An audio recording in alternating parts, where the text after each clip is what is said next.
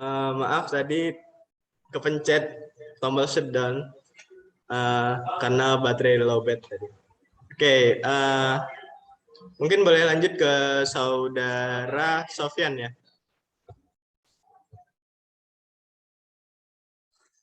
Oke, terima kasih moderator. Perkenalkan, nama saya Muhammad Sofyan Sauri dari jurusan Fakultas ya, Fakultas Ilmu Sosial dan Ilmu Politik Universitas Sriwijaya. Asal saya dari Banyuasin.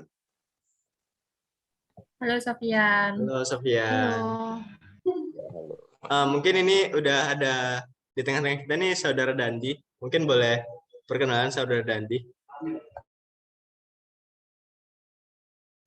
Oke, selamat pagi semua. Perkenalkan, nama saya Muhammad Dandi dari jurusan Ilmu Komunikasi angkatan 2020.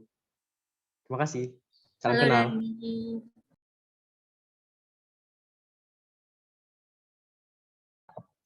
Oke, mungkin udah semua ya perkenalan. Kalau mau lanjut perkenalan di WA atau di IG boleh nih, boleh ke teman-teman semua. Habis dari sesi wawancara ini, boleh minta saling tuker kontak person kayak gitu.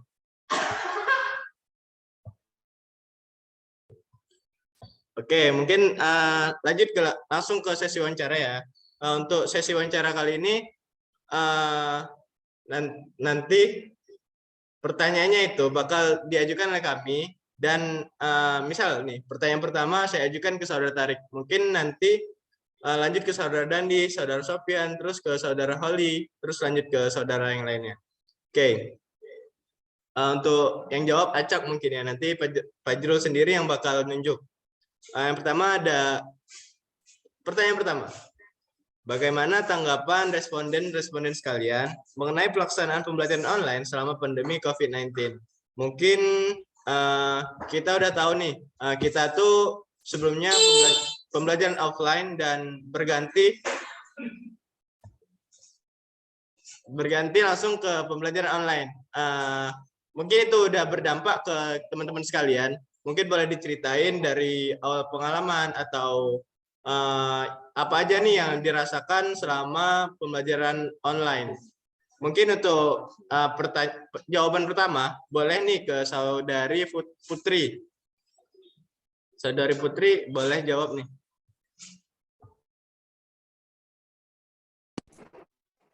Terima kasih. Di sini saya izin menjawab ya. Untuk mengenai keefektivitasan dari pembelajaran secara online sendiri itu cukup baik, namun kurang efektif dalam menyaring materi pembelajaran tersebut dan juga kurangnya interaksi antara guru dan antara rekan-rekan dari kelas kita mungkin. Karena itu mungkin kurang efektif. Mungkin itu saja. Terima kasih. Oke, mungkin itu ya jawaban dari saudara Putri. Lanjut ke saudari Sofyan nih. Boleh nih saudara Sofyan. Oke, terima kasih moderator, moderator atau saintis ya, para peneliti. Jadi saya juga mohon maaf tadi karena pagi-pagi saya sudah harus pergi gitu kan, jadi agak telat tadi. Oke, baik. Kalau pandangan saya sendiri terkait pembelajaran secara daring atau online gitu kan. Kalau melihat suasana dan keadaan yang kita alami, musibah yang ada yang menimpa kita khusus Indonesia sendiri pada saat ini itu merupakan jalan di mana kita mengatasi agar para pelajar tetap bisa belajar seperti itu. Jadi sesuai dengan kondisi yang sekarang itu bisa dibilang harus lebih diefektifkan saja, tetapi sudah memungkinkan untuk dapat belajar lagi kepada para siswa dan mahasiswa seperti itu. Ketimbang karena kondisi yang sedang pandemik, para mahasiswa dan siswa tidak belajar dikarenakan keadaan tidak mengizinkan untuk kuliah secara offline gitu kan. Nah, dan pada dasarnya ini tetap saja karena terkait kondisi dan keadaan yang sekarang, jika dilihat dari presentase saya bisa menimbang bahwa pelajaran yang sekarang ini bisalah kalau dinaikkan kepada sekitar 60 atau 70 presentasinya seperti itu, 70% seperti itu. Karena pada dasarnya mahasiswa kan juga butuh yang namanya tatap muka dan offline maksudnya. Ya, mungkin seperti itu. Oke, mungkin itu ya jawaban dari Saudara Sofyan. Lanjut nih ke saudari. Tadi udah cowok, mungkin pindah ke cewek. Saudari Holly nih mungkin boleh untuk memberikan jawabannya.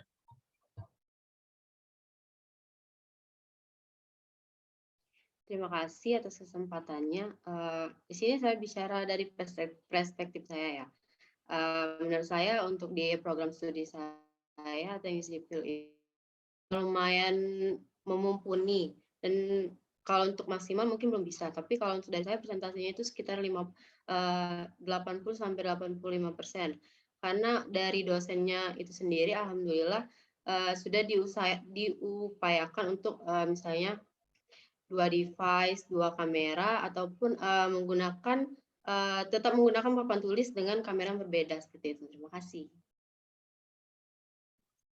Oke, terima kasih pada Saudari Holly. Lanjut ke Saudara Tarik. Terima kasih atas pertanyaannya, Saudara Fajrul dan kawan-kawan dari FKM. Tadi pertanyaannya itu tentang bagaimana tanggapan kami gitu ya mengenai pelaksanaan pembelajaran online selama pandemi COVID-19. Dari yang seperti teman-teman tahu ya, pandemi COVID-19 ini diawali pada tahun 2020 dan kita dituntut untuk bisa beradaptasi dengan keadaan ya. Jadinya kita perlu beradaptasi dengan pembelajaran daring ini. Oke, pelaksanaan dari sistem online ini sendiri kalau menurut saya ada plus minusnya.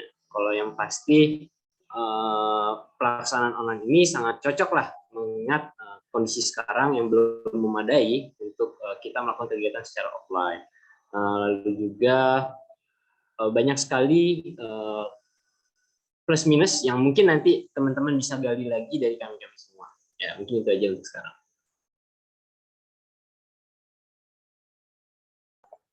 Oke, terima kasih Profesor Tarik. Lanjut ke Saudari Balkis.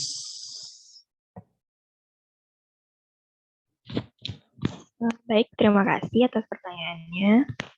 Menurut saya sendiri, kegiatan pembelajaran online ini kurang efektif untuk dilakukan, termasuk di prodi saya, karena tidak semua mata kuliah dapat dilakukan secara teori, secara online, karena banyak mata kuliah yang dapat dilakukan secara praktik. Salah satu hambatan yang kita hadapi yaitu kendala sinyal, karena itu banyak mahasiswa yang kurang paham akan materi yang disampaikan oleh tenaga pengajar. Terima kasih. Oke, terima kasih pada Saudari Balkis. Lanjut ke saudara yang terakhir, Saudara Dandi. Mungkin boleh nih Saudara Dandi memberikan tanggapan.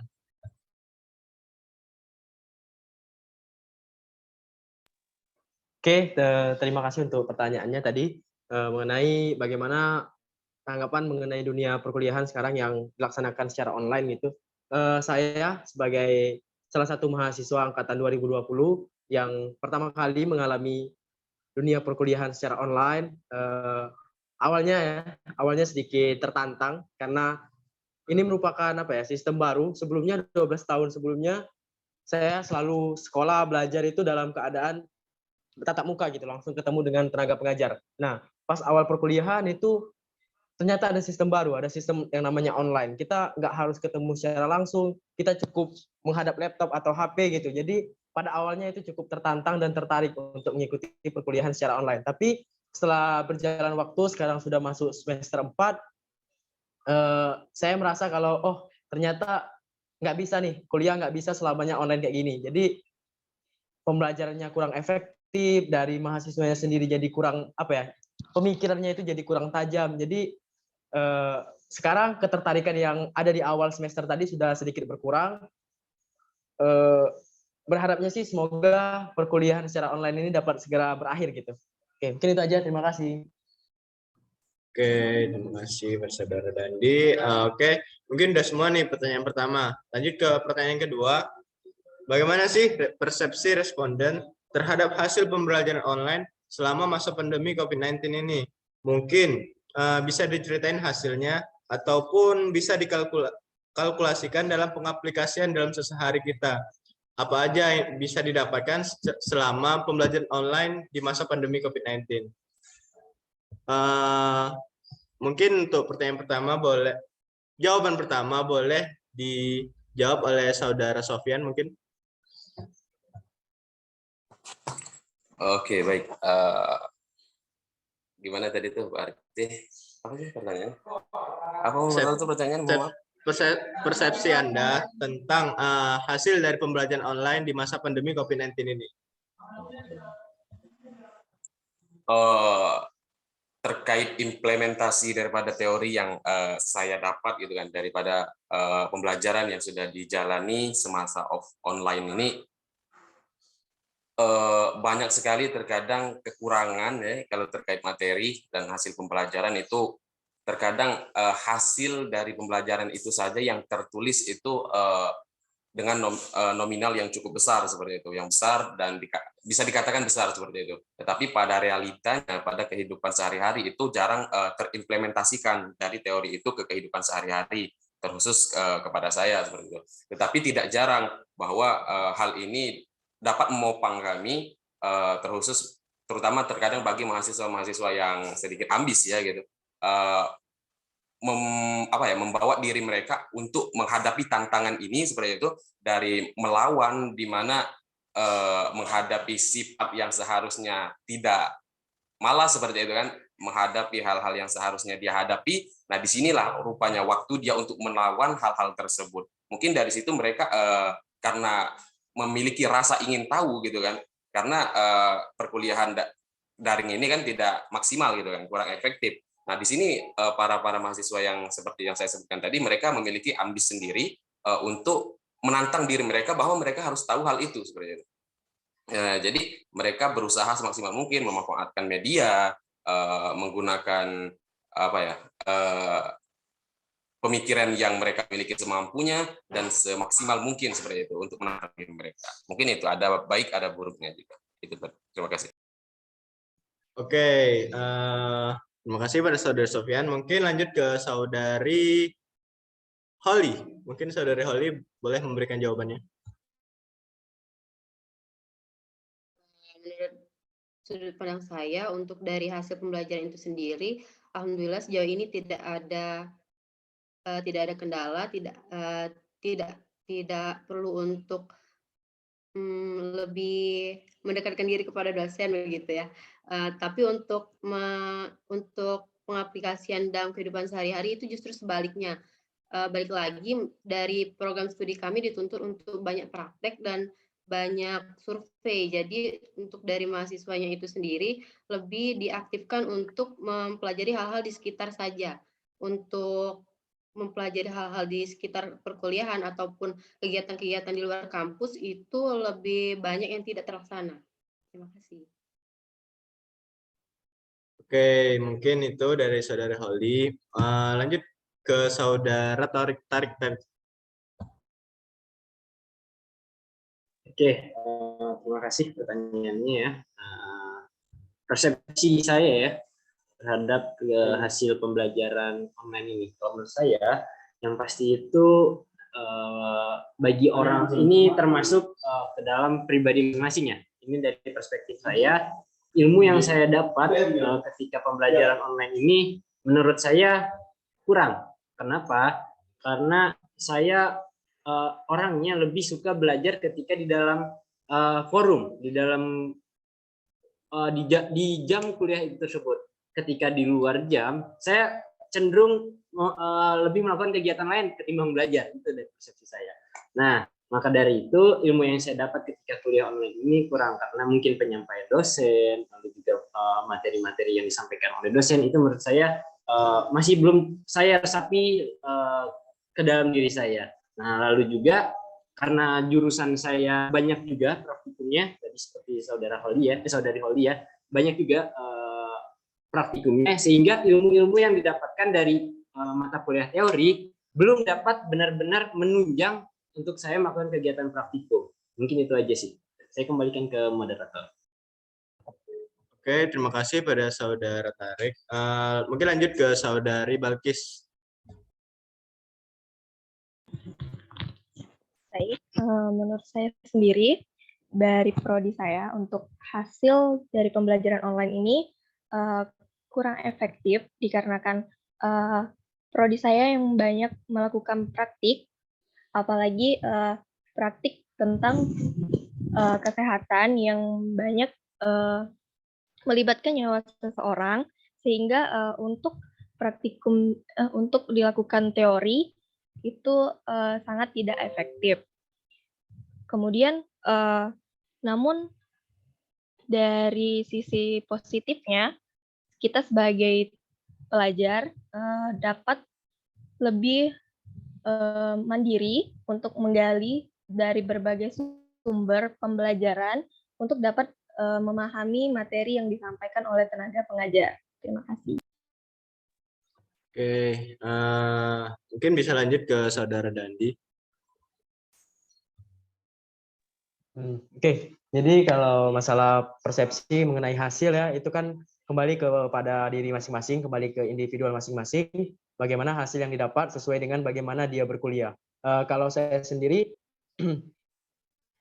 saya memasang ekspektasi yang cukup tinggi di awal perkuliahan terhadap nilai ya, karena ini kayaknya perkuliahan dengan sistem baru pasti bakal lebih baik gitu daripada sistem yang lama gitu. Jadi saya memasang ekspektasi yang cukup tinggi, ternyata persepsi saya itu salah. Ternyata nggak begitu. Kalau soal nilai sih mungkin iya, bakal lebih mudah untuk dapat nilai ya. Karena kita nge-zoom bisa sambil buka Google, bisa sambil nanya teman, mungkin bakal lebih mudah. Tapi masalah pengetahuan itu kayak kurang, jadi rada kurang efektif. Jadi dosen itu cuma ngasih PPT, cuma ngasih judul buku, cuma ngasih judul jurnal. Jadi kalau mau dapat hasil yang maksimal itu kayaknya masih kurang. Kalau saya kan dari jurusan ilmu komunikasi ya. Selain belajar teori, kami juga belajar praktek. Kalau dari sisi teori itu saya kira sudah cukup efektif karena dosen itu sudah menyuapi kami dengan teori-teori yang cukup banyak. Jadi dari segi teori itu sudah cukup baik, tapi dari segi praktik itu sangat minim. Itu dari semester 1 sampai semester 3 itu kami nggak dapat apa-apa gitu. Kalau saya ngerasanya di semester 4 setelah ada sistem hybrid, setelah ada kegiatan pembelajaran di kampus, itu baru dapat ilmunya gitu. Baru merasa menjadi seorang mahasiswa di jurusan ilmu komunikasi. Jadi mungkin itu saja untuk persepsi saya mengenai hasil. Oke, terima kasih pada Saudara Dandi. Mungkin untuk yang terakhir kepada Saudari Putri, boleh memberikan tanggapan mengenai hasil dari pembelajaran selama pembelajaran online di masa pandemi COVID-19. Baik, di sini berbicara mengenai hasil dari pembelajaran ya. Dari pelaksanaan sendiri kan tadi kurang efektif. Jadi berhubung kurang efektif, kurangnya pemantauan dari tenaga pengajar atau dosen itu membuat sulitnya mencerna materi, sehingga tak jarang mengenai tugas-tugas yang diberikan oleh dosen itu hanya mengcopy seperti itu. Mungkin hasil pembelajarannya itu kurang efektif. Terima kasih. Oke, mungkin udah semua nih untuk pertanyaan kedua. Kita lanjut ke pertanyaan ketiga. Pertanyaan ketiga itu kendala apa saja nih mungkin bisa kita temui dalam pembelajaran online. Kendala-kendala yang mungkin jadi kendala yang kita lakukan setiap hari, setiap kita belajar online. Mungkin boleh ke Saudari Balkis untuk menjawab. Baik, menurut saya kendala yang dihadapi selama pembelajaran online ini, yang pertama pastinya terkendala jaringan, karena tidak tiap hari kondisi jaringan itu selalu baik, sehingga dapat menghambat proses belajar mengajar kita dalam memahami hal yang disampaikan oleh tenaga pengajar. Terima kasih. Oke, lanjut ke Saudara Sofyan. Oke, baik. Kalau terkait kendala sendiri itu banyak sekali ya kendala itu sebenarnya. Pada dasarnya itu gitu kan. Yang kita sadari atau yang tidak kita sadari. Tapi yang menjadi patokan utama bagi saya terkait kuliah daring ini sendiri, masalah tadi yang pertama network ya, jaringan. Nah, yang kedua ini masalah kuota seperti itu, ataupun budget bisa juga mempengaruhi kuota juga bisa mempengaruhi budget seperti itu. Jadi ketika kuota habis, apalagi yang di awal-awal kita memakai big button ya, BBB. Nah, itu big blue button penggunaannya cukup boros seperti itu kan, kuotanya cukup besar, sedangkan budget kita cuma ada sekian seperti itu. Dan kadang tidak mencukupi. Nah, sehingga untuk membeli kuota, mencari pulsa lagi untuk mengganti kuota seperti itu membutuhkan waktu yang cukup lama, terutama bagi teman-teman yang domisilinya di perdesaan gitu kan, cukup lama, sehingga ketika kuota sudah terbeli, sudah dapat gitu kan, perkuliahan sudah selesai, terkadang alhasil, terkadang sesi absensi gitu kan, terkadang juga dilakukan secara manual di ruang Zoom. Nah, pada saat itu kan teman-teman yang habis kuota seperti itu nggak bisa gitu, nggak terkoneksi jaringannya dengan ruang Zoom seperti itu. Nah, dari situ bisa menjadi suatu masalah seperti itu kan, sehingga butuh untuk mencari penyelesaian masalah tersebut, mungkin dengan menghadap dosen ataupun dari melalui ketua kelas dan lain sebagainya. Mungkin itu salah satunya terkait masalah kuota ya. Oke, lanjut. Mungkin ke Saudari Putri, boleh memberikan jawaban?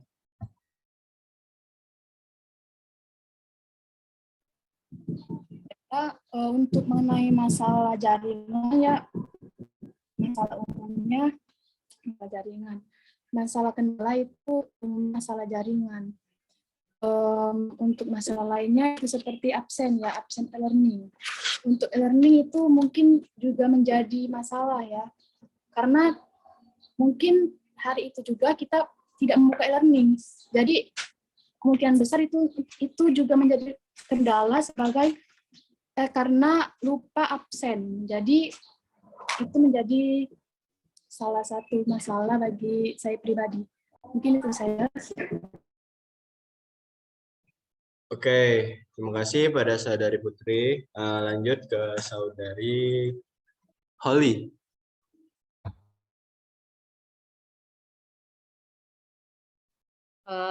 Kendala dari saya tidak untuk sinyal Wi-Fi-nya itu belum tentu setiap hari stabil.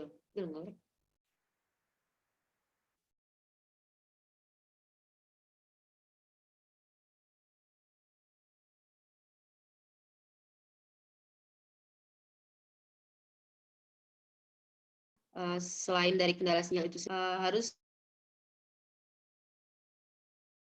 memiliki janji yang mungkin berapa kali bisa diundur seperti itu.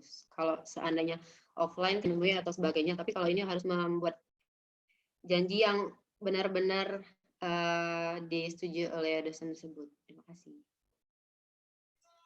Oke, terima kasih pada Saudari Holly. Lanjut ke Saudara siapa lagi yang belum? Tarik, mungkin boleh ke Saudara Tarik. Oke, terkait kendala ya, mungkin tadi yang sudah disampaikan teman-teman itu masalah secara umum ya, secara umum mulai dari jaringan, kuota, absen, lalu juga. Nah, di sini saya ingin membahas tentang masalah saya gitu ya, setelah mahasiswa di jurusan biologi. Seperti yang tadi saya telah katakan, di jurusan saya itu banyak sekali praktikum. Nah, di sini ketika melakukan kegiatan daring, khususnya pada mata kuliah praktikum, di sana posisi saya hanya bisa melihat video, menonton video, melihat gambar-gambar yang telah disiapkan oleh asisten dosen, asisten lab. Di sana jadi saya sebagai mahasiswa biologi tidak bisa terjun langsung gitu, memegang bahan, mengaplikasikan alat, dan itu sangat berefek ketika nanti melakukan penelitian gitu teman-teman semua. Nah, Dan tapi alhamdulillahnya ketika semester 4 ini kita sudah mulai diperbolehkan untuk masuk ke lab mengaplikasikan alat dan segala macamnya. Namun di sisi lain di sini bisa dikatakan ini sudah terlambat. Di sini kita sudah menjerumus gitu ke mata kuliah yang sudah dalam gitu teman-teman semua. Jadinya bahkan untuk pengenalan alatnya pun dan mengoperasikan alatnya pun kami mahasiswa biologi kadang masih bingung gitu. Jadinya itu menjadi kendala dalam kegiatan daring ini. Lalu juga ketika mata kuliah teori gitu, ketika kegiatan daring. Di sini yang saya alami gitu ya, banyak dari teman-teman saya dan termasuk saya pun ketika melakukan kegiatan Zoom, kita sambil melakukan hal lainnya gitu teman-teman. Jadi saya rasa itu sangat mengurangi esensi dari perkuliahan itu sendiri. Jadinya ilmu yang disampaikan oleh dosen itu kembali ke kitanya itu masih kurang dapat kita serap gitu. Banyak yang mungkin sambil tidur atau bahkan yang hanya absen doang. Nah, itu teman-teman semua. Mungkin itu yang menjadi kendala saya dari perspektif saya pribadi. Saya kembalikan ke moderator. Oke, terima kasih kepada Saudara Torik. Mungkin yang terakhir kepada Saudara Dandi, boleh memberikan tanggapan terhadap kendala apa saja yang mungkin Saudara Dandi temukan selama pembelajaran online di masa pandemi COVID-19. Oke, terima kasih atas pertanyaannya. Jadi untuk kendala sendiri ya, saya mengalami seperti yang kebanyakan dialami oleh seluruh mahasiswa ya, masalah jaringan karena saya berasal dari daerah. Jadi masalah jaringan ini menjadi salah satu masalah utama gitu, karena ya perkuliahan kita menggunakan Zoom, menggunakan Google Meet, ya pasti seluruhnya membutuhkan jaringan yang bagus kan. Tapi berhubung saya tinggal di daerah yang sinyalnya rada-rada, jadi ini menjadi salah satu masalah yang sering saya alami gitu, masalah jaringan. Terus yang kedua, untuk kendala sendiri sih, saya ngerasa kalau perkuliahan di rumah itu sedikit kehilangan esensi gitu. Jadi kan kita kuliah mungkin di kamar sendiri gitu, di ruang tamu atau di mana. Jadi agak berpotensi untuk terganggu oleh orang lain atau oleh pihak lain itu sangat mudah gitu. Jadi beda kalau kita kuliah di kelas gitu kan. Jadi fokus kita untuk berkuliah itu rada berkurang ketika kita melakukan perkuliahan secara online di rumah gitu. Jadi itu mungkin beberapa kendala yang saya alami selama mengikuti perkuliahan secara online. Oke, terima kasih. Mungkin itu ya jawaban dari kendala-kendala yang mungkin sering kita ketemui, kuota atau jaringan. Itu emang udah jadi kendala setiap mahasiswa atau setiap pembelajar yang mungkin di masa pembelajaran online ini emang jaringan-jaringan itu suka gatel, suka nakal kayak gitu. Oke, lanjut ke pertanyaan yang keempat, tentang berapa sih pengeluaran yang dikeluarkan dalam pembelajaran online di masa pandemi COVID-19. Mungkin bisa diceritakan yang pakai kuota, pakai ini pengeluaran kuota setiap pembelajaran online, ataupun apa aja lah yang mungkin jadi pengeluaran selama pembelajaran online. Mungkin boleh ke Saudari Balkis nih. Saudari Balkis. Baik, terima kasih. Untuk pengeluaran sendiri, kalau kuota kira-kira itu 200.000 untuk penggunaan data seluler. Kemudian untuk awal-awal penggunaan untuk bahan praktik seperti membeli pet dan lain sebagainya, untuk alat praktik itu kira-kira 400 sampai 500.000. Terima kasih. Terima kasih pada Saudari Balkis. Lanjut ke Saudara Tarik, mungkin boleh. Oke.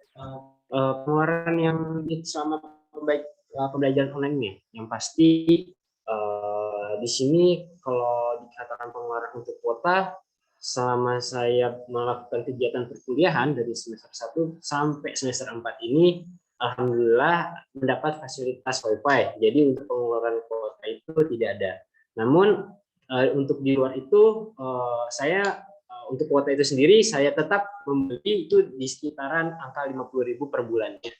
Lalu kalau untuk buku, bahan literatur itu saya semuanya full dari Google ya, dari online semua. Saya baca jurnal, buku online, e-book ya, dan Nah, jadi mungkin untuk pengeluaran saya per bulannya itu hanya di kisaran Rp50.000 per bulannya. Oke, saya kembalikan ke moderator.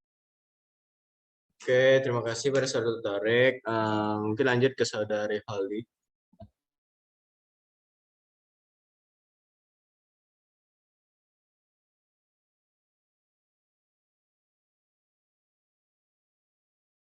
Mungkin ke saudari Holly, mungkin boleh.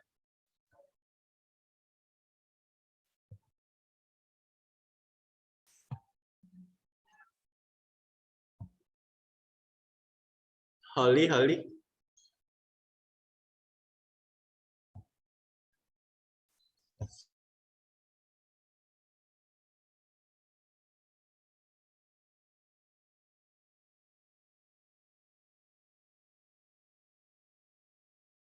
Oke, mungkin saudari Holly sedang terkendala jaringan. Mungkin boleh digantikan oleh saudara Dandi. Oke, untuk pengeluaran ya selama perkuliahan secara online mungkin lebih sedikit dari perkuliahan secara offline karena nggak harus bayar kos gitu, terus biaya hidup itu kayak biasa masih di rumah kan untuk makan, tapi pengeluaran itu cukup besar ada di kuota atau di jaringan ya. Jadi hampir sama kayak yang jawaban teman-teman tadi, per bulan itu kurang lebih habis 200.000 untuk kuota internet gitu. Itu waktu masih kuliah di rumah, tapi sekarang alhamdulillah karena udah di asrama, jadi 2 bulan belakangan nggak pakai kuota sendiri, tapi pakai wifi dari asrama. Mungkin itu saja. Oke, mungkin lanjut ke saudara Sofyan. Mungkin boleh memberikan pengeluaran selama pembelajaran online. Oke, baik. Saya tadi agak terkejut-kejut ya, berdegum-degum. Ini masalahnya. Tadi saya dengar presentasi dari Kak Balkis tadi yang cukup besar itu kan pengeluarannya. Tapi teman-teman, kalau untuk saya sendiri itu pengeluaran saya karena aku banyak mengakses internet, baik itu YouTube dan lain sebagainya. Kisaran saya itu nggak pernah ngitung ya, tapi 50 giga itu saya rasa kurang untuk 1 bulan, ataupun cukup lah seperti itu, 50 giga. Sedangkan kartu yang kita gunakan itu kan sekitar 100.000 lah, itu kan 1 bulan gitu. Tapi bisa jadi lebih. Tetapi ada hal yang saya garis bawahi di mana pada masa online seperti ini, seperti itu kan, yang seharusnya mahasiswa itu tidak ngekos seperti itu, tidak ngekos karena efektifnya jaringan yang tidak efisien seperti itu. Jadi mahasiswa-mahasiswa yang dari desa, yang dari domisilinya jaringannya lemah seperti itu kan, mereka harus menambah pengeluaran seperti itu untuk membayar kos, yang pada dasarnya teman-teman yang lain itu tidak membayar kos, mereka membayar kos seperti itu kan. Kemudian juga pengeluaran jajan mereka pastinya lebih bertambah karena kebutuhan pribadi mereka, karena di rumah kan pasti diatur kebutuhan kita dengan keluarga seperti itu. Tetapi terkait ke pengeluaran saya sendiri ya seperti itu. Mungkin selama saya kuliah online dan menggunakan jaringan seluler sendiri tanpa wifi itu sekitar 100.000 lebih seperti itu. Oke, terima kasih. Oke, mungkin boleh lanjut ke saudara Dandi. Dandi udah tadi belum? Belum ya? Udah, Kak. Oh, udah. Mungkin yang belum siapa nih? Holly belum, Holly. Oh, Holly mungkin udah masuk ya. Boleh nih saudari Holly mungkin boleh memberikan berapa sih pengeluaran selama pembelajaran online? Oke. Untuk full online itu sendiri menurut saya cuman di biaya wifi sekitar 300 sampai 350.000. Tapi pada saat saya miliki lab kemarin pernah 3 lab dalam seminggu itu biaya transport atau bensin, biaya makan, kuota dan lain-lain itu mungkin sekitar 2.500.000 sampai 3 juta sebulan. Oke, lumayan lah ya. Mungkin boleh nih lanjut ke Saudari Putri.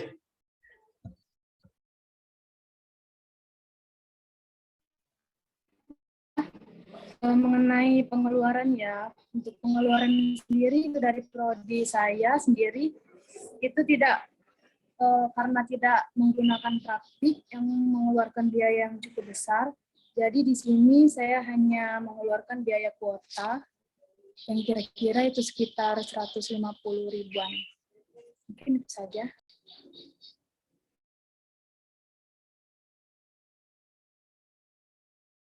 Oke, mungkin itu ya. Udah semua memberikan pengeluarannya selama pembelajaran online. Udah ada yang beragam, mungkin ada yang 200, ada yang bahkan sampai berjuta-juta. Jadi beragam kayak gitu. Terus lanjut ke nomor 5. Efektifkah pembelajaran online selama masa pandemi COVID-19 dalam pencapaian kegiatan belajar mengajar? Mungkin untuk jawaban pertama boleh nih ke saudara Tarik memberikan jawabannya. Efektifkah pembelajaran online selama masa pandemi COVID-19 dalam pencapaian kegiatan belajar mengajar? Oke, terima kasih atas pertanyaannya Kak Fajrul. Oke, di sini membahas tentang efektif atau tidak. Kalau di sini dari sudut pandang saya efektif atau tidak itu tergantung dari pribadi masing-masing. Namun di sini saya akan membahas dari dua sisi. Yang pertama itu dalam segi efektifkah kegiatan pembelajaran daring ini dalam hal untuk belajar mata kuliah teori ya teman-teman semua. Kalau untuk mata kuliah teori sebenarnya dalam perspektif saya itu sangat efektif. Kenapa? Di sini dari dosen memberikan materi dan di sisi lain kita tidak terlalu terbebani dengan waktu ruangan itu, dan kita kan di posisi di rumah gitu teman-teman ya, di rumah atau di kediaman masing-masing lah, dan itu saya rasa itu tempat yang nyaman gitu kita untuk menggali lebih lanjut teori-teori yang diberikan oleh dosen, entah mau itu dari jurnal, dari buku-buku, video, atau dari segala macam yang teman-teman gali ya. Nah, itulah kenapa saya bilang efektif, karena kalau mungkin ketika kita melakukan kegiatan secara offline di kelas, mungkin kita bermain HP itu dilarang gitu sama dosen-dosen. Jadi kita hanya fokus melihat dosen memberikan materi. Nah, tapi kalau ketika melakukan kegiatan di daring itu tadi kita bisa menggali lebih dalam lagi ilmu-ilmu yang disampaikan oleh dosen. Nah, namun di sisi kedua, saya bisa mengatakan ini tidak efektif. Kenapa? Baik lagi dari omongan saya sebelum-sebelumnya, jurusan saya itu banyak sekali praktikumnya. Kegiatan praktikum yang dilaksanakan secara daring itu sangat tidak efektif. Mungkin tadi juga saya sudah jawab dan saya akan ulangi lagi. Kegiatan praktikum yang dilakukan secara daring itu kita hanya praktikan itu hanya dilihatkan video bagaimana asisten-asisten melakukan kegiatannya, mengoperasikan alat, menjelaskan bahan. Namun kita yang di rumah di kediaman masing-masing itu hanya melihat oke gini ya. Tidak bisa mengoperasikannya langsung, tidak bisa memegangnya langsung dengan tangan kita gitu. Jadi ketika nantinya kita melakukan penelitian atau segala macamnya, mungkin masih awam dengan hal-hal yang seperti itu. Kita perlu adanya belajar hal-hal dasar kembali ketika nanti mungkin melakukan penelitian. Jadi di sini saya menjelaskan dari dua perspektif kenapa itu saya bilang efektif dan kenapa kegiatan daring ini saya katakan tidak efektif. Mungkin itu aja, saya kembalikan ke moderator. Oke, terima kasih kepada saudara Tarik. Mungkin boleh lanjut ke saudari Balkis memberikan jawaban. Baik, terima kasih. Untuk hasil pembelajaran sendiri menurut saya kurang efektif karena kurangnya pemahaman terhadap materi. Untuk teori sendiri mungkin sudah tercapai, namun untuk praktik sendiri kurang. Kemudian kita sebagai mahasiswa juga dituntut untuk belajar mandiri. Seperti saya sendiri pun jika ingin lebih memahami tentang praktik dan mengenali alat praktikum harus membeli alat praktik itu sendiri. Terima kasih. Oke, terima kasih pada saudari Balkis. Mungkin lanjut ke saudari Holly. Mungkin boleh memberikan jawaban.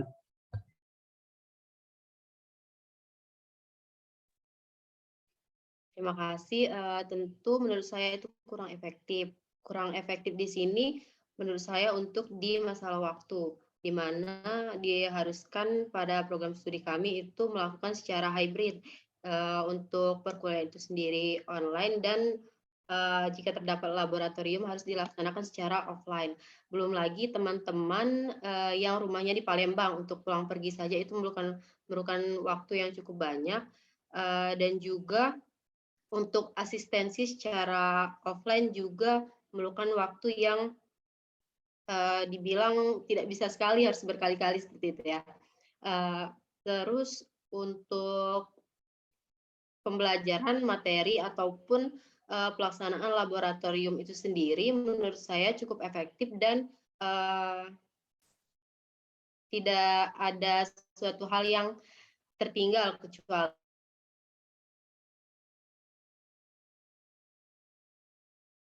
proklamasi.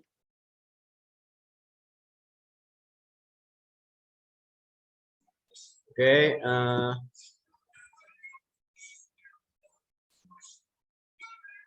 Oke, mungkin itu jawaban dari saudara Holly. Lanjut kepada Putri.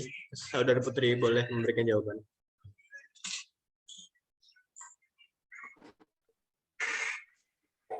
Baiklah, tadi saya mengenai kendala ya. Mohon maaf, tadi pertanyaannya.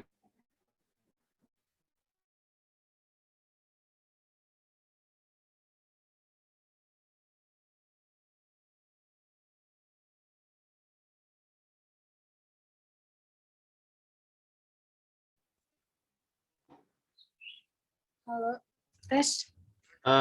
Udah.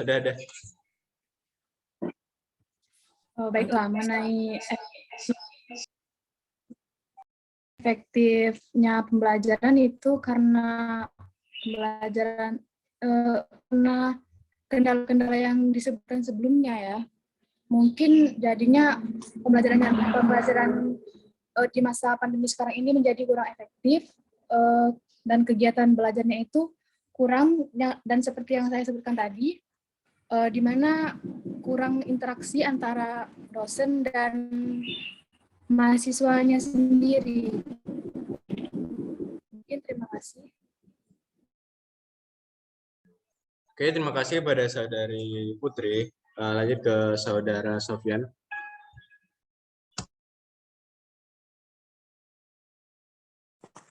Baik, kalau menurut saya efektif atau tidaknya itu cukup efektif, walaupun terkadang sekarang masih proses pengefektifan gitu kan. Kalau efektif itu sendiri sih kembali lagi ke mahasiswanya masing-masing ketika materi disampaikan dan diperhatikan dengan baik.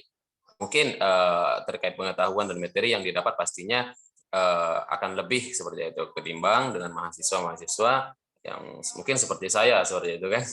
Terkadang materi itu tidak saya perhatikan dengan baik dan lain sebagainya, alasan-alasan saya. Kemudian itu sendiri yang menjadi halangan, berarti keefektifan itu sendiri kembali kepada mahasiswanya masing-masing. Dan kalau kita pandang dari segi pengajar, dewan pengajarnya seperti itu, saya rasa sudah cukup efektif karena beliau-beliau itu sudah sangat memaksimalkan waktu, walaupun terkadang ada yang mengganti hari dengan hari lain, tetapi tetap saja efektif itu saya pandang dengan 16 pertemuan yang kita lakukan seperti itu. Karena pada dasarnya semua dewan pengajar itu memaksimalkan agar dapat menempuh 16 kali pertemuan. Itu yang menjadi keefektifan menurut saya. Tapi balik lagi tadi kembali ke diri kita, ke mahasiswanya masing-masing untuk menanggapi hal tersebut seperti itu. Oke, terima kasih. Oke, terima kasih pada saudara Sofyan. Lanjut ke saudara Dandi, saudara terakhir. Boleh nih memberikan jawabannya. Saudara terakhir. Oke, untuk efektivitas ya dari pembelajaran secara daring atau online, seperti yang saya katakan di awal tadi bahwa kita merupakan angkatan 2020, angkatan pertama, angkatan percobaan yang mengalami sistem baru ini. Jadi saya menilai kalau di awal-awal semester itu ya, keefektivitasan perkuliahan secara online itu rada kurang karena kita melakukan 2 proses sekaligus gitu. Pada saat itu kita harus beradaptasi dengan sistem yang baru dan sekaligus harus tetap belajar gitu. Jadi sambil belajar sambil beradaptasi gitu. Jadi saya rasa di awal-awal semester itu sistem pembelajaran secara online ini rada kurang efektif gitu. Karena ya gimana ya, selama 12 tahun sebelumnya nggak pernah ngalamin sistem kayak gini, terus tiba-tiba dipaksa dan terpaksa harus mengikuti perkuliahan secara online sebagai mahasiswa baru gitu. Jadi saya rasa fokus kita itu terbagi gitu. Itu untuk di awal pembelajaran, di awal semester. Tapi setelah berjalan beberapa waktu di semester 3, di semester 4, dari dosennya sudah ada adaptasi, dari mahasiswanya juga sudah adaptasi. Jadi tingkat efektivitasnya itu sudah mulai meningkat karena kita udah tahu nih, pakemnya untuk kuliah itu kayak gini gitu. Ternyata perkuliahan lewat Zoom itu kayak gini. Jadi karena sudah sama-sama memahami mengenai sistem ini, jadi keefektivitasan dari perkuliahan itu juga sudah meningkat. Tapi saya nggak bisa bilang kalau tingkat efektivitasnya itu 100%. Nggak bisa, itu saya rasa nggak sampai 100%. Karena apa ya? Seperti yang dibilang oleh teman-teman tadi, kalau ya perkuliahan secara online itu nggak sama dengan perkuliahan secara tatap muka gitu. Ya dari segi teori mungkin kita bisa memahami sendiri, tapi kan kita butuh dosen secara langsung gitu, butuh interaksi dengan mahasiswa lain secara langsung gitu. Jadi saya rasa selama perkuliahan online sampai semester 4 saat ini tingkat efektivitas itu nggak bisa sampai ke 100% gitu. Oke, terima kasih. Oke, mungkin itu ya pertanyaan kelima. Lanjut ke pertanyaan keenam. Bagaimana ketertarikan responden dalam pembelajaran online selama pandemi COVID-19? Untuk jawaban pertama mungkin boleh diberikan kepada Saudari Holly. Boleh nih Saudari Holly?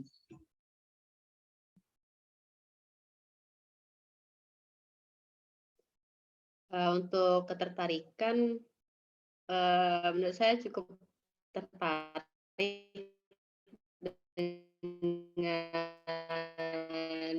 dosen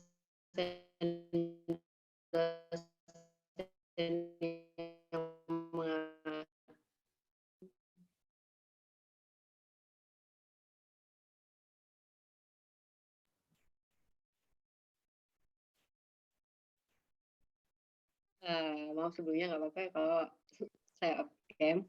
Ya.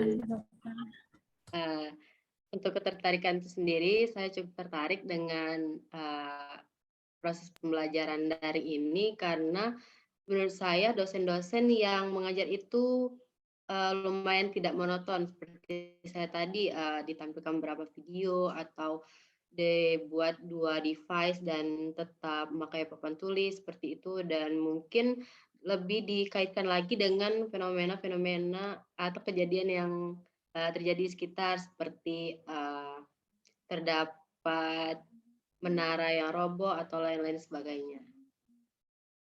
Terima kasih.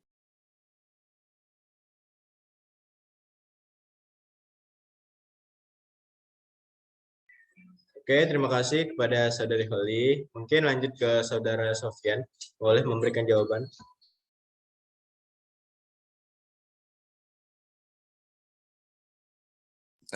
Baik, ketertarikan saya tertarik ya dengan kuliah offline ini, online ini, karena saya rasa ini bentuk partisipasi pemerintah yang lebih kepada para mahasiswa ya gitu, dan para siswa-siswa juga. Tapi pada dasarnya ya tadi saya kembali ke awal bahwa kita membutuhkan yang namanya kuliah offline, dan juga banyak sekali alasan yang sudah disampaikan teman-teman tadi ya terkait kebutuhan kita untuk offline itu. Tapi ya melihat kondisi ya mau apa kita seperti itu kan, tidak bisa memaksakan diri untuk kuliah offline, dan kita harus bisa untuk mengikuti peraturan yang ada seperti itu. Ketertarikan sendiri ya, tertarik tidak tertariknya akan saya jalani dengan proses yang ada seperti itu. Oke, terima kasih. Oke, terima kasih pada Saudara Sofyan. Lanjut ke Saudara Dadi, mungkin boleh memberikan jawaban.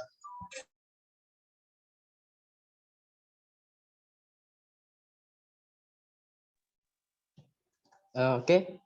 Terima kasih untuk pertanyaan berikutnya mengenai ketertarikan ya. Jadi saya tertarik ya, sangat tertarik dengan dunia dengan perkuliahan secara online. Di awal semester itu, oh ini ada sistem perkuliahan baru nih, ada sistem perkuliahan online. Kita nggak harus ke kampus, nggak harus masuk kelas, kita cukup kuliah di kamar gitu kan. Jadi pas awalnya itu cukup tertarik dan tertantang gitu untuk melaksanakan perkuliahan ini. Tapi seiring berjalannya waktu, udah kuliah 4 semester, ketertarikan itu udah mulai berkurang ya, karena apa? Kegiatannya itu monoton gitu. Terus sangat apa ya? Fleksibel sekali gitu waktunya. Jadi nggak bisa nggak kayak kuliah offline gitu. Oh, jam 8 gitu. Ini nggak, dosennya itu bisa ngubah jadwal itu kapanpun. Mereka bisa ngubah ke sore, bahkan ada yang malam gitu. Jadi ketertarikan yang ada di awal gitu mengenai sistem perkuliahan online ini kayaknya menarik, ternyata setelah berjalannya waktu nggak terlalu ternyata. Gitu aja mungkin. Oke, terima kasih pada Saudara Dandi. Lanjut ke Saudari Putri nih, boleh memberikan jawaban atas ketertarikan terhadap pembelajaran online.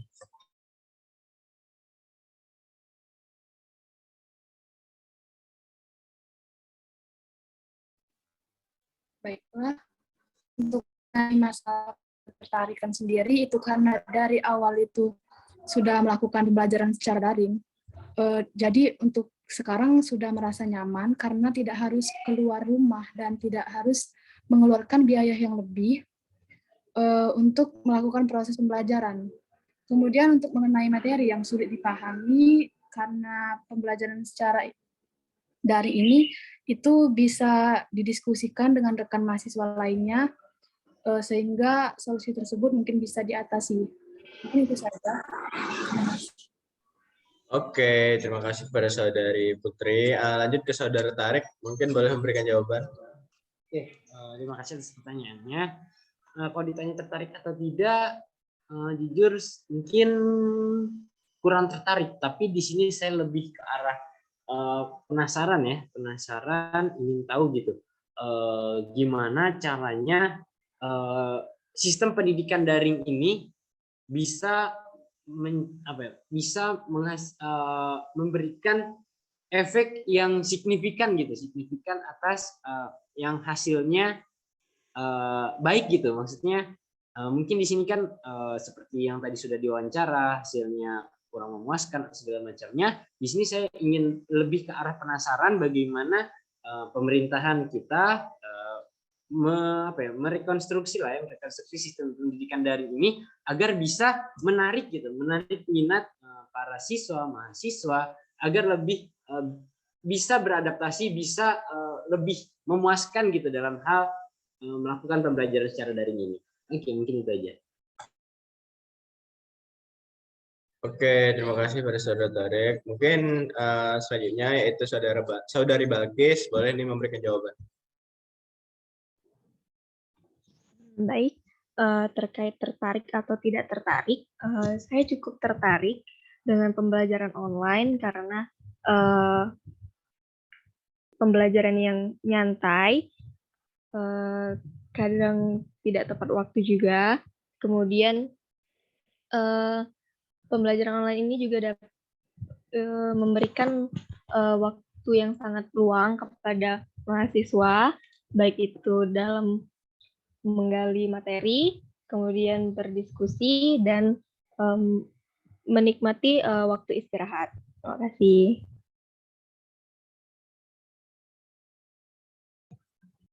Oke, terima kasih. Mungkin lanjut ke pertanyaan yang ke berapa ya? Ke-7. Apa saja hal yang dapat mendorong semangat responden dalam pembelajaran online di masa pandemi COVID-19? Mungkin boleh tadi dari bawah, sekarang dari atas. Saudari Balkis, boleh memberikan jawaban.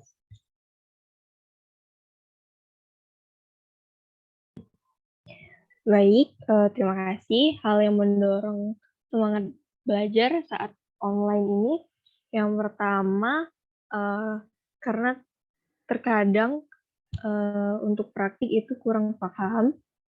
Sehingga secara mandiri kita sebagai mahasiswa harus dapat memahami materi tersebut dengan menggali dari video, baik itu kemudian beberapa artikel, jurnal. Terima kasih.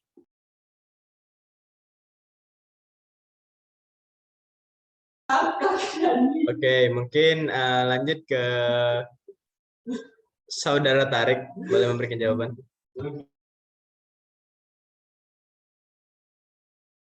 Kalau ditanya support system ya, kalau menurut saya support system terbaik itu ialah orang tua dan tujuan kenapa kita berkuliah. Dari sana mungkin kalau untuk orang tua pasti benar, kenapa sih orang tua tuh pengen kita kuliah gitu. Ya pasti ujung-ujungnya pengen melihat kita bisa diwisuda, bisa pakai toga gitu ya, bisa pakai toga dan segala macamnya lah. Pasti ada rasa kebanggaan tersendiri dari orang tua melihat kita seperti itu. Jadi di sana yang pasti support system terbaik yang pertama itu adalah orang tua. Terus alasan kenapa sih kita mau melanjutkan kuliah itu, mungkin di sini cita-cita kita beda-beda ya. Nah, yang pasti kita harus mengingat kenapa sih kita pengen berkuliah. Pasti nanti ada masanya ketika kita kuliah, banyak banget tugas, males, atau enggak, pusing organisasi, pusing sana sini, pusing sini, dosen nggak bisa dihubungin, atau segala macamnya. Jadinya merasa terbebani gitu. Tapi di situ, di titik itu kita harus melihat kembali, merefresh ke belakang, melihat ke belakang, apa sih tujuan kita sebenarnya mau kuliah itu. Nah, di sana setelah kita mengetahui tujuannya, pastinya kita merasa, jadi hal-hal kayak gini nih nggak seberapa loh ketika nanti kita terjun di masyarakat nantinya setelah kita lulus di perkuliahan ini. Jadi mungkin hal yang menurut saya menjadi semangat saya untuk terus bisa berkuliah daring ini, yang pasti pertama tadi support dari orang tua, dan yang kedua itu adalah tujuan kenapa saya ingin berkuliah. Mungkin itu aja. Oke, terima kasih kepada Saudara Tarik. Mungkin bisa lanjut ke Saudara Dandi. Saudara Dandi boleh memberikan jawaban. Oke, terima kasih. Untuk apa saja sih hal-hal yang mendorong saya untuk tetap semangat ya untuk mengikuti perkuliahan secara online? Kayaknya sama dengan jawaban beberapa teman tadi. Kalau dari internal sendiri pasti tentu sesuai dengan tujuan yang ingin saya capai ya gitu. Ketika memasuki dunia perkuliahan pasti pengen dapat nilai yang bagus gitu kan. Jadi ya sebisa mungkin walaupun tadi mungkin agak berat untuk melaksanakan kegiatan online, tapi tetap beradaptasi gitu sehingga mendapatkan tujuan tadi untuk mendapatkan nilai. Jadi semangatnya itu tetap ada gitu walaupun cukup berat untuk melakukannya. Terus kalau dari eksternal mungkin ya benar tadi kayak orang tua itu sangat berperan itu karena hampir 100% saya melakukan perkuliahan di rumah. Jadi setiap hari itu pasti berinteraksi dengan orang tua dan ya mereka itu menjadi support system utama dalam melakukan perkuliahan secara online. Selain itu juga ada teman gitu, circle, jadi teman-teman di organisasi itu juga mempengaruhi saya untuk tetap semangat karena kayaknya kalau dihadapi sendiri gitu, ngeluh sendiri kayaknya bakal susah, tapi karena ini ternyata nggak saya sendiri loh yang ngadapin dunia perkuliahan secara online yang agak rumit ini, nggak saya sendiri loh, ini ada teman-teman saya yang lain. Jadi beban itu agak berkurang dan ya semangat untuk berkuliah itu tetap ada gitu. Oke, mungkin itu aja. Oke, mungkin terima kasih kepada Saudara Dandi. Lanjut ke Saudari Holly memberikan jawaban. Saya lebih kurang setuju dengan pendapat dari Saudara Dandi.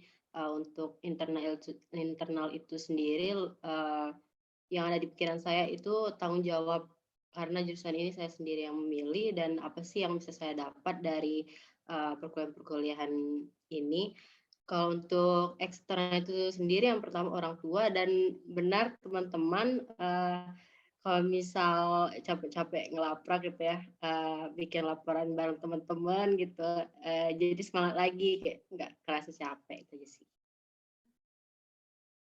Oke, terima kasih pada Saudari Holly. Lanjut ke Saudari Putri. Boleh memberikan jawaban. Baiklah, mengenai support atau yang mendorong semangat kita dalam menjalani kuliah, itu mungkin benar yang dikatakan oleh teman-teman sebelumnya. Dalam hal mengenai semangat saya menjalani kuliah selama online ini, mungkin karena waktu ya, di mana waktu yang tidak full secara satu hari itu, dan itu bisa dimanfaatkan dengan istirahat yang cukup, sehingga ada celah untuk melakukan istirahat, karena pembelajarannya itu tidak full satu hari. Mungkin itu saja. Oke, terima kasih Mbak Saudari Putri. Mungkin boleh lanjut ke Saudara Sofian memberikan jawaban. Baik, kalau faktor pendorong sendiri saya sepakat ya dengan semua teman-teman, baik itu dari orang tua dan lain sebagainya, terutama itu ya saya sepakat semua. Dan mungkin ada tambahan sedikit dari saya itu karena mohon maaf ya, bukan karena Ayang ya, karena mungkin karena rasa ingin tahu yang saya ingin seperti itu, bahwa banyak sekali ilmu-ilmu yang saya butuhkan tetapi saya belum memahaminya dengan maksimal seperti itu, terkait apapun itu yang berdampak dengan yang berkorelasi dengan pendidikan seperti itu. Intinya karena rasa ingin tahu dari saya, itu faktor yang jadi pendorong tambahan dari yang teman-teman sampaikan tadi. Saya sepakat semua. Terima kasih. Oke, mungkin sudah kita dengar ya beberapa hal-hal yang mungkin mendorong semangat kita, ada yang dari eksternal maupun internal. Lanjut ke pertanyaan selanjutnya. Bagaimana menurut responden terhadap kualitas bahan ajar yang disediakan oleh pihak-pihak fakultas atau dosen kepada kalian? Bagaimana misalnya di sini tuh bahan ajarnya berupa materi ataupun hal-hal lainnya pokoknya. Mungkin boleh ke Saudara Dandi memberikan jawaban. Oke, untuk bahan ajar ya dari dosen gitu. Kalau dari aku pribadi di ilmu komunikasi gitu, hampir setiap hari itu dikasih materi itu dalam bentuk PowerPoint gitu. Terus juga selain PowerPoint, dosen itu sekarang lebih sering ngasih judul buku gitu, disuruh baca sendiri, dikasih judul jurnal. Jadi seakan-akan kita itu disuruh untuk belajar sendiri gitu. Udah dibebasin aja ya. Memang harusnya gitu sih. Memang kita sebagai mahasiswa harus mencari ilmu sendiri gitu. Tapi terus apa gunanya gitu kita punya dosen kalau kita nggak bisa dapat sesuatu dari mereka gitu. Tentunya kita masih butuh bimbingan mereka untuk memberikan pemahaman kepada kita, karena nggak bisa tuh kita baca PPT aja gitu terus baca buku secara mentah-mentah terus kita terima, nggak bisa, kita masih butuh dosen. Jadi saya merasa masih kekurangan gitu dari peran dosen selama beberapa bulan perkuliahan ini. Terus juga masalah PPT tadi juga pernah aku tanyain gitu sama adik tingkat, gimana nih bentuk materi pembelajaran. Ternyata setelah dilihat materi pembelajaran yang dikasih ke adik-adik tingkat di angkatan 2021 itu sama persis dengan apa yang dikasih ke angkatan 2020.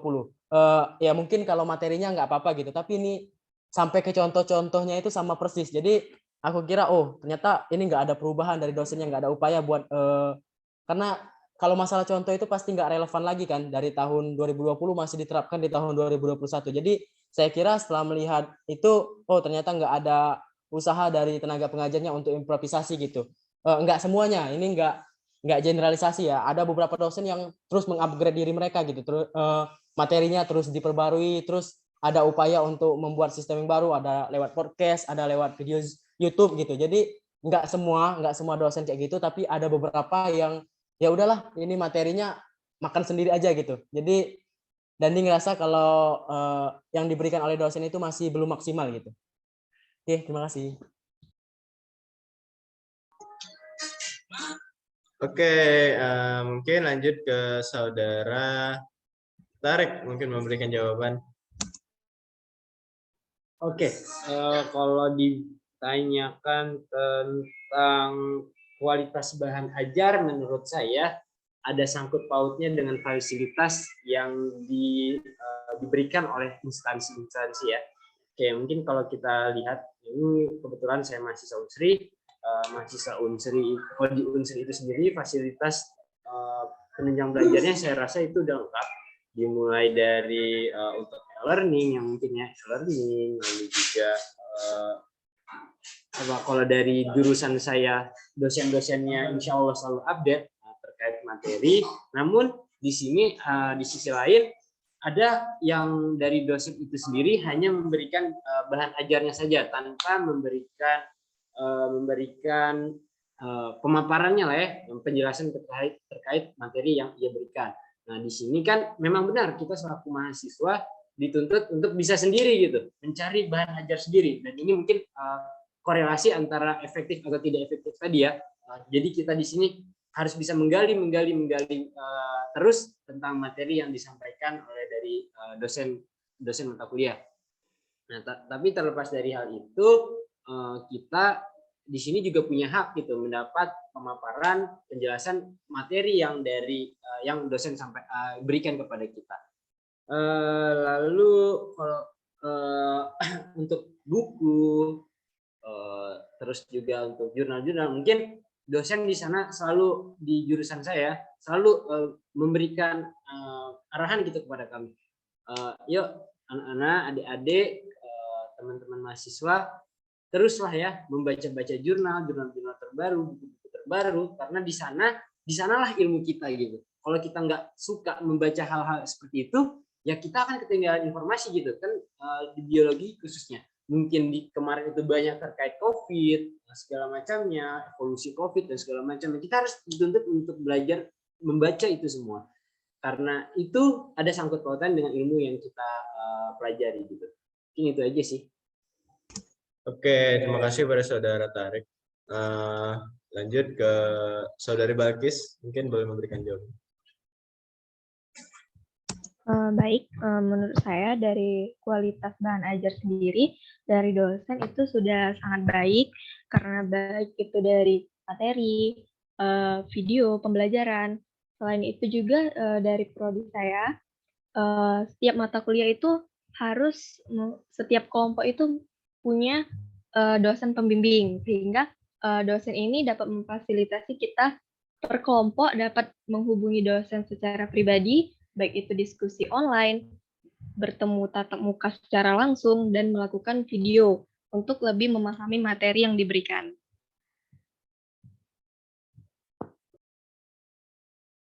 Oke, terima kasih pada Saudari Balkis. Mungkin Saudara Sofyan udah belum tadi? Belum ya? Mungkin boleh nih Saudara Sofyan.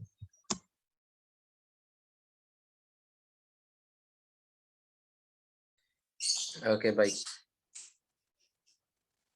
Apa tadi itu ya? Apa tadi? Tanggapan Sofyan sebagai responden hasil belajar. Baik. Terkait materi yang disampaikan semuanya sudah sangat baik menurut saya, karena materi yang saya laksanakan di perkuliahan ya seperti itu, tetapi tetap saja bahwa itu emang bentuk materi yang cocok untuk jurusan dan bidang pengetahuan saya. Dan dalam hal ini saya menganggap bahwa materi yang diberikan dosen terkait apapun bentuknya itu sudah sangat baik sekali. Terima kasih. Oke, lanjut ke Saudari Putri. Boleh nih Saudari Putri memberikan jawaban.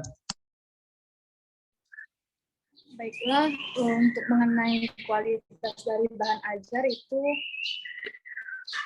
sudah cukup baik. Adapun bahan ajarnya itu berupa PPT dan beberapa video dari YouTube. Namun materi tersebut masih kurang ya untuk dipahami, sehingga kita sebagai mahasiswa itu masih perlu untuk menggali materi tersebut agar lebih bisa dipahami. Mungkin itu saja. Terima kasih. Oke, terima kasih pada Saudari Putri. Lanjut ke Saudari Holly mungkin. Untuk di jurusan saya sendiri, alhamdulillah menurut pandangan saya dosen-dosen itu sebisa mungkin memaksimalkan materi-materi tersebut. Seperti yang saya katakan pada pertanyaan sebelumnya, contohnya menyelipkan beberapa video agar lebih memahami, atau dia menggunakan 2 kamera. Yang satunya itu untuk papan tulis selagi dia menjelaskan. Untuk jurnal-jurnal dan standar-standar itu sendiri biasanya sudah diberikan link Google Drive. Jadi kita tinggal mengakses seperti itu. Untuk buku-buku panduan itu biasanya langsung disebutkan judul dan penerbit. Jadi tinggal cari dan mentok-mentok jika dosen itu tidak bisa masuk dalam pelajaran atau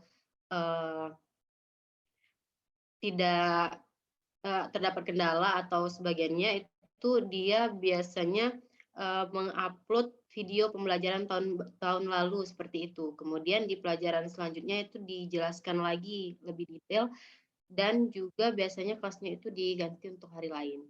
Terima kasih. Oke, terima kasih pada Saudari Holly. Lanjut pertanyaan yang ke-9, pertanyaan kedua terakhir, yaitu menurut respon bagaimana peran orang tua dalam pembelajaran online di masa pandemi COVID-19 ini? Boleh ke Saudara Dandi, mungkin boleh memberi jawaban. Oke. Seperti yang saya bilang di poin keberapa tadi ya, bahwa orang tua menjadi support system paling utama selama saya melaksanakan perkuliahan secara online. Jadi kalau teman-teman gitu pernah lihat gitu pas di awal-awal perkuliahan bagaimana begitu hektiknya orang tua untuk membantu anak-anaknya untuk melaksanakan perkuliahan secara online. Saya sendiri juga mengalami hal tersebut. Mereka yang justru lebih sibuk dari saya nyiapin pakaian gitu, nyiapin makan mungkin, karena kan perkuliahan secara online ini nggak ngelihat waktu istirahat, nggak ngelihat waktu sholat. Jadi bahkan sambil kuliah itu udah disiapin makan di samping laptop gitu. Jadi peran orang tua itu saya rasa sangat luar biasa selama saya melaksanakan perkuliahan online. Selain memberikan dukungan secara mental gitu ya, mereka juga memberikan dukungan kayak nyiapin makanan. Terus kalau lagi kuliah, misalnya Dandi lagi kuliah nih di kamar gitu, nggak boleh ada yang masuk gitu. Mereka sampai sebegitu menjaganya supaya Dandi itu tetap fokus untuk melaksanakan perkuliahan. Jadi saya rasa orang tua memiliki peran yang sangat luar biasa dalam perkuliahan online ini. Oke, terima kasih pada Saudara Dandi. Lanjut ke Saudari Holly, mungkin memberikan jawaban. Lagi-lagi jawabannya lebih kurang seperti Saudara Dandi ya. Alhamdulillah untuk orang tua saya itu sendiri mendukung 100%. Bagaimana caranya saya tidak memiliki kendala-kendala seperti itu. Contoh misal lab, apakah saya ada transportasi atau lain sebagainya, itu ya cukup saya rasa. Oke, Holly ini ngikutin Dandi ya dari tadi. Mungkin boleh. Lebih kurang sama sifat orang banyak anaknya gitu. Oke, udah ini Holly sama Dandi mungkin boleh saling bertukar pikiran kalau emang udah sefrekuensi lah gitu. Oke, lanjut ke Saudara Tarik, mungkin memberikan jawaban atas peran orang tua dalam pembelajaran online. Oke, terima kasih ya atas pertanyaannya. Di sini terkait peran orang tua. Kalau menurut saya itu peran orang tua dimanapun, mau itu tentang pembelajaran daring, mau pembelajaran offline, ataupun ketika kita mengambil keputusan dan segala macam hal lah, itu sangat penting orang tua itu. Karena apa? Dia yang dari kecil itu sudah sama kita gitu. Mereka lah orang yang paling dekat lah dengan kita. Jadi itu sangat-sangat penting ya menurut saya. Di sisi lain, ketika pembelajaran online ini, saya jauh gitu dari orang tua saya itu di beda daerah gitu dengan posisi saya, tempat saya di sini. Jadi yang pasti itu peran orang tua itu komunikasi, itu yang paling penting, dan juga selalu memberikan semangat. Dan di sisi lain saya di sini juga karena selalu diberikan semangat di situ, merasa apa ya, dapat dorongan gitu ya dari orang tua, dan ada sedikit tantangan gitu ya.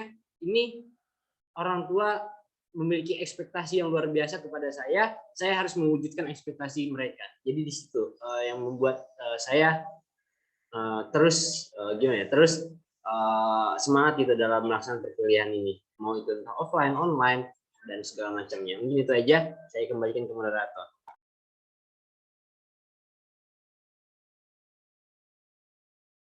Oke, terima kasih pada Saudara Tarik. Lanjut, mungkin ke Saudari Balkis memberikan jawaban. Baik, terima kasih. Menurut saya peran orang tua ini sangat penting dalam proses pembelajaran, baik itu semangat dalam menghadapi pembelajaran, juga orang tua pastinya memberikan anak-anaknya fasilitas yang terbaik untuk dalam proses pembelajaran, seperti kuota atau dalam praktik seperti membeli alat-alat bahan untuk praktik agar anaknya dapat mengikuti pembelajaran dengan sangat baik. Terima kasih.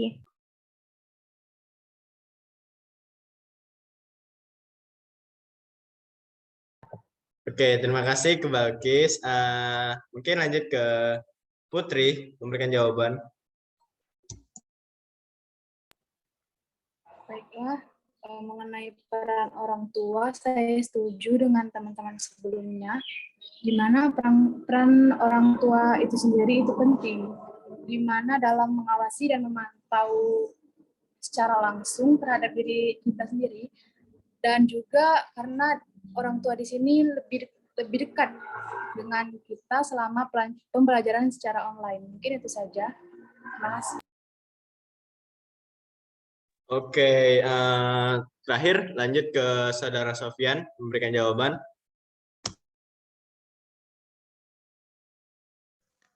Saya sepakat juga ya dengan teman-teman. Siapapun ya, nggak terpaut Kak Holly dan Kak siapa lagi, Kak Dandi. Saya sepakat dengan jawaban-jawaban tersebut, apalagi Kak Tarik ya, yang begitu ganteng. Oke, saya sepakat. Dan juga saya hanya ingin menambahkan bahwa di lain bentuk, selain semangat orang tua yang juga membara seperti itu kan, orang tua juga terkadang ketika mendengar kabar akan datangnya kuliah offline seperti itu, kenapa nggak online aja gitu kan? Nah di sini saya tidak bisa menalar seperti itu kan, apa yang sebenarnya dipikirkan orang tua seperti itu. Jadi saya cukup bingung kan, mungkin itu semangat beliau untuk selalu bersama dengan kita mungkin kan, karena ya benar itu jadi support system yang paling besar. Ya itu yang tambah-tambahan, tapi untuk seluruhnya saya sepakat dengan teman-teman yang ada karena alasan yang cukup dan lebih daripada valid. Oke, terima kasih. Oke, mungkin pertanyaan terakhir, bentar. Menurut responden, apa saja metode yang baik digunakan dalam pembelajaran online selama masa pandemi COVID-19 ini? Mungkin boleh ke yang pertama nih, Saudari Holly nih mungkin. Sama-sama Dandi ya. Habis itu Saudara Dandi siapkan untuk jawabannya setelah Saudari Holly. Oke. Jawab bareng-bareng aja. Menurut saya metode yang baik itu saya rasa dari jurusan saya itu sendiri sudah cukup baik dan sudah sangat baik. Dan mungkin kalau boleh saran saja, mungkin lebih ditambah praktik-praktik di lapangan. Nah, itu untuk jurusan saya. Dan juga untuk pembelajaran secara daring itu, karena banyak terdapat dosen-dosen senior, jadi mungkin kurang bisa menyiarkan suasana. Ya, cukup. Terima kasih. Oke, terima kasih pada Saudari Holly. Seperti yang kita udah komen tadi, setelah Saudari Holly, lanjut ke Saudara Dandi. Mungkin boleh nih Saudara Dandi untuk memberikan jawabannya. Oke, terima kasih kepada Kak Fajrul atas pertanyaan yang terakhir ini Kak ya. Jadi saya sangat sependapat dengan pernyataan dari Saudara Holly tadi mengenai sistem pembelajaran yang terbaik ya untuk saat ini, karena ya mungkin kita udah sama-sama nih dari angkatan 2020 udah ngejalanin 3 semester perkuliahan secara online, di rumah aja gitu. Jadi kayaknya kita udah butuh untuk perkuliahan secara langsung, tatap muka, praktik, apalagi teman-teman yang ada praktikum kan, kayaknya nggak afdol, nggak dapat esensinya kalau nggak kuliah secara tatap muka. Jadi menurut saya sejauh ini dan sepakat dengan Holly tadi bahwa metode yang paling tepat saat ini adalah hybrid. Jadi mungkin kita nggak bisa nyalahin juga keadaan saat ini kan belum memungkinkan untuk perkuliahan secara offline 100% ya, tapi ya mungkin bisa setengah-setengah karena juga udah kami di ilmu komunikasi juga udah nerapin beberapa mata kuliah yang praktek itu udah dimulai secara offline tentunya dengan tetap melaksanakan protokol kesehatan. Jadi ya sependapat dengan Holly tadi bahwa udah mulai harusnya ada praktik gitu. Oke, terima kasih. Oke, terima kasih kepada saudari Holly dan Dandi. Oke, lanjut ke selanjutnya itu saudari Balkis nih, boleh memberikan jawaban metode yang baik untuk pembelajaran online saat ini. Baik, menurut saya metode pembelajaran online yang baik selain Zoom, Google Meet, Nah, yang bukan yang samping. Nah, itu nah. Dosen dapat memberikan kuis atau post-test setelah pemberian materi. Atau mungkin juga dapat melakukan seperti kamu saya, sudah dari semester 2 melakukan pembelajaran 50% daring dan 50% luring. Terima kasih. Oke, terima kasih pada saudari Balkis. Lanjut mungkin ke saudari Putri. Boleh memberikan jawaban? Baiklah, mengenai metode pembelajaran yang digunakan selama pembelajaran online ini dari prodi saya itu sudah biasa menggunakan metode ceramah dan diskusi menggunakan virtual Zoom meeting, sehingga sudah cukup baik untuk dilaksanakan di masa pandemi sekarang ini. Mungkin itu saja, terima kasih. Oke, lanjut mungkin ke saudara Sofian. Baik, terkait metode pembelajaran, saya sangat senang dan saya sangat sepakat apabila terkait kondisi dan keadaan sekarang yang ada, teman-teman bisa dari pihak universitas maksudnya ya, bisa menyesuaikan program studi teman-teman, apalagi terkait dengan teman-teman yang terkadang membutuhkan waktu yang sangat sensitif dengan kegiatan offline seperti itu, memang dibutuhkan kegiatan tersebut, maka itu sebisa mungkin bagi saya dari pihak universitas manapun untuk bisa memberikan apresiasi kepada keinginan mahasiswa untuk belajar secara offline seperti itu. Nah, jadi dari hal ini saya memandang bahwa untuk kegiatan offline, online itu bisa kita lihat, bisa kita sandarkan sesuai dengan kebutuhan dan kegiatan mahasiswa pada jurusannya masing-masing. Oke, mungkin seperti itu. Terima kasih. Oke, tiba ke saudara terakhir yaitu saudara Tarek. Jawaban metode yang baik untuk pembelajaran online saat ini.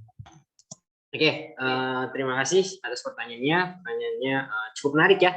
Metode yang terbaik di sini kita disuruh berpikir kritis ya sebagai mahasiswa dan sebagai orang yang melakukan kegiatan pembelajaran.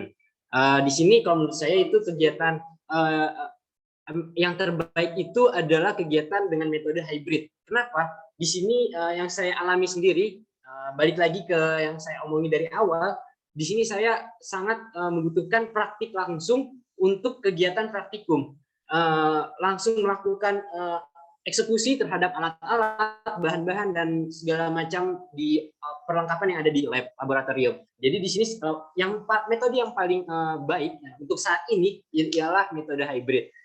Kenapa? Dan itu tak hanya terfokus di laboratorium saja. Menurut saya metode hybrid ini bisa kita aplikasikan ke dalam mata kuliah teori. Kenapa saya katakan demikian? Karena di sini kita perlu adanya komunikasi secara langsung dengan dosen terkait gitu.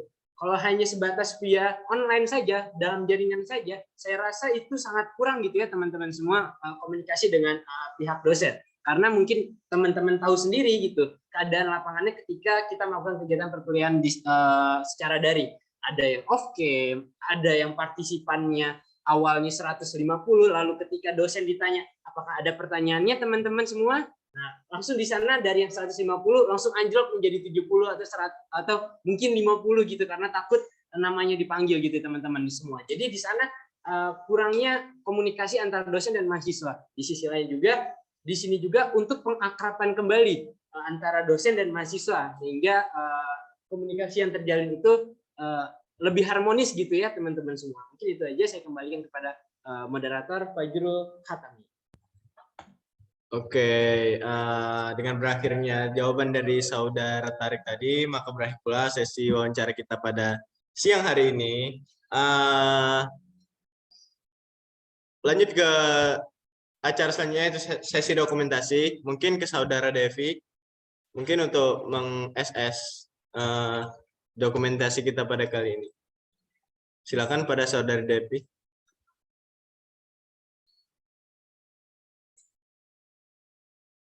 Halo, Devi.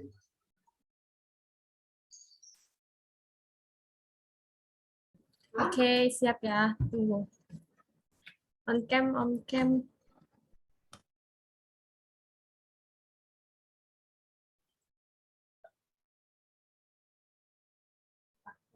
Ya, 1, 2, 3. 1, 2, 3. 1, 2, 3, cheese. Oke, thank you.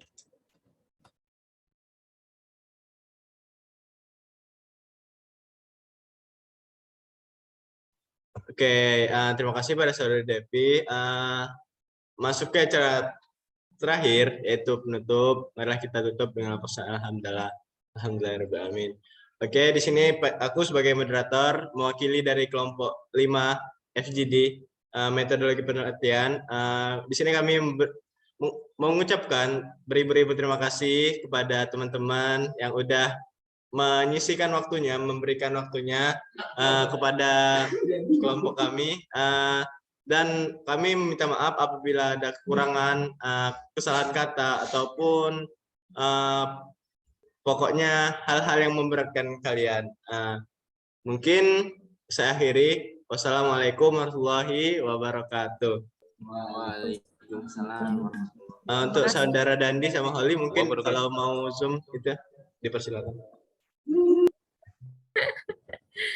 Izin live ya kawan-kawan. Oke, saudara Terima Holly kalau kasih semuanya. WA